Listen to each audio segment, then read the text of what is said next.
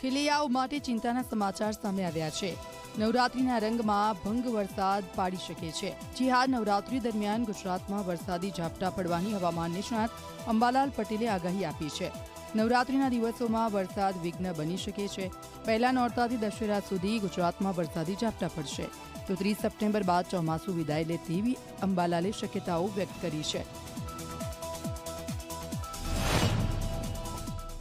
18 સપ્ટેમ્બરથી 30મી સપ્ટેમ્બરની આસપાસ બંગાળના ઉપસાગરમાં એક ડિપ્રેશન બનવાની શક્યતા રહેતા લગભગ આ ડિપ્રેશનના કારણે નવરાત્રિના ભિન્ન ભાગોમાં અલગ ભાગોમાં વરસાદ થવાની શક્યતા રહે, જેમાં નવરાત્રિની શરૂઆતમાં વાદળવાયુ આવવાની શક્યતા રહે અને 23 સપ્ટેમ્બર આસપાસ ભારે ગરમી પડવાની શક્યતા રહે। તારીખ 6મી, 7મી, 8મી અને લગભગ નવરાત્રિ દરમિયાન ક્યાંક વરસાદી ઝાપટા પડી શકે અને દશેરા સુધી પણ હવામાનમાં પલટો આવી શકે।